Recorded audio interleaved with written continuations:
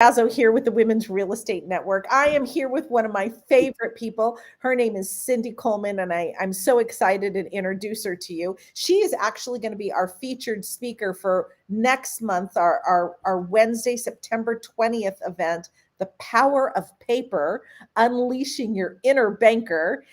Some people don't know about paper and that it is actually an investment that you can make. So, Cindy, why don't you tell them a little bit about yourself and how you got into this and what is paper all about? Sure. It's like I started off my career in real estate as a fix and flipper. So, Yay! yay, I know Deborah's like, she can't get away from it. It's her obsession. But for me, it wasn't for me. So, anyways, I did 4 fix and flips in Tennessee, and I couldn't deal with the tenants' toilets, the trash. We had a hoarder house. I had like little critters coming out of my basement floors like as big as my contractor. And I said, no, I can't do this. So I'm like, if I thought a little bit like the bank, because every real estate deal involves some kind of a loan, whether it's hard money, private lending, or whatever. So I thought, how do I like think like the bank and catapult myself to the top of the food chain and basically fix and flip paper? So I kind of got entrenched into this, and my background's in insurance. So, I read contracts all the time and stuff. So I learned about notes, and a lot of people don't know this, but when you have a mortgage on your house, it comes with a note which outlines the terms. And I'm going to get into the difference in our meeting on Wednesday, the difference between a mortgage note and an actual mortgage and what that means. But basically, you set the terms, and those of you who are private lending will understand, but you create a promissory note and then you set the terms on how you're going to be paid back and you lend the money. And those terms are basically, for me, you could have performing or non performing. So, and I'm going to get into the difference of that too. I focus on non-performing, and when I say fix and flip, I try to get the borrowers of the note and stuff to get them back on track, get them paying again, and then I get them paying, and then I flip the paper and sell it as a performing note. So Mm. that's how I became the bank. I'm lending out the money, or I'm buying these notes, and I'm getting like, the borrowers to get back on track. And I love it. I can do it from anywhere with an internet connection, a mobile phone, and a list of assets. That's amazing. I want to capitalize on a few things that you said and make sure that for a newbie investor out there that you understand that this is another form of passive income. You Yes. mentioned no toilets, no tenants, right? You're actually holding the paper. You are becoming the bank. So, and I think that you're going to actually, I don't give it away, but I think you're going to talk to people about how they can get into becoming the bank. But Yes. I think you first have to understand the mindset. Like you're no longer holding the asset, or you have to care for the asset, or you have to deal with the little critters, as you put it. Yes. But you're actually still collecting money on that, just like a bank does. Yes. And technically, you don't own the property. You own the paper and you own the debt on the property. And so you are collecting payments. If you are a passive investor, you have to decide what kind of an investor you want to be, passive or active. So if you are a passive investor, you're collecting the principal and interest on that monthly payment. But you do not own the real estate. The real estate is securing the paper. Yes. So that's a big difference, and it's kind of a hard distinction for newbies to kind of break away from. It's like you get into fix and flipping houses and you own it and you're going to fix and flip it. But in paper, the paper side, when you do this, or if you buy performing notes, which is like having a rental, but you're not paying the property tax, you're not paying the manager, you're not paying any of the repairs. The borrower owns the house, you just own the paper. So Yeah, it's and like let's mortgage a, payment to the bank.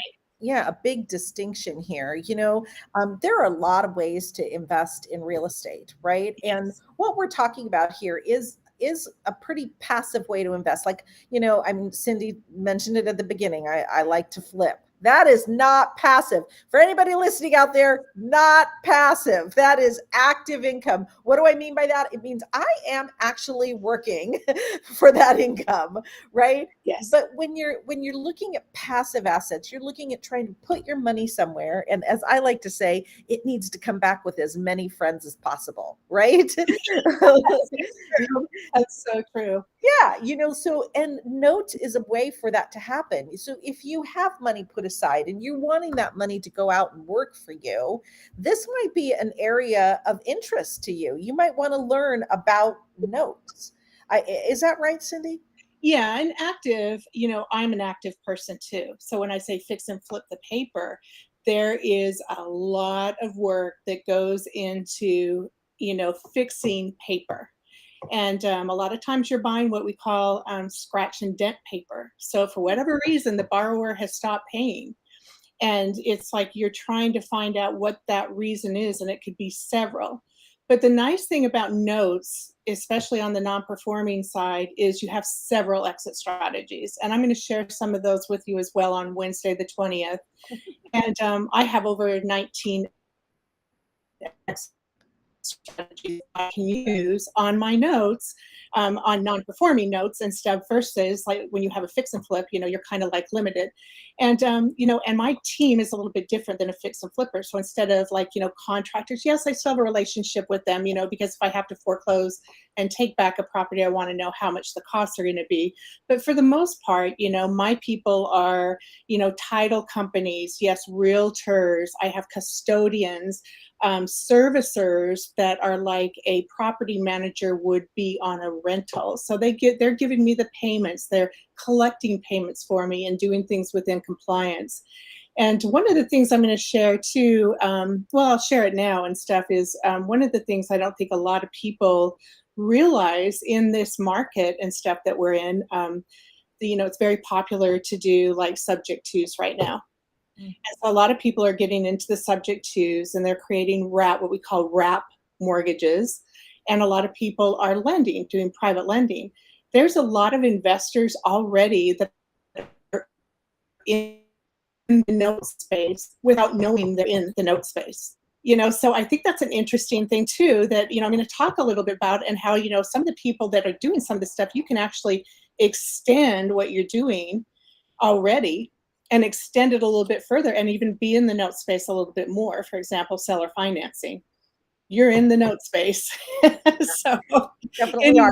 are. And it's really interesting for those of you that are maybe newbies out there and then don't know these terms like subject to, and wraps. Come to this event. This is about education, right? Yes. You need to learn about these different strategies for wealth building, because once again, holding notes is all about wealth building, just like other forms of, real estate investing.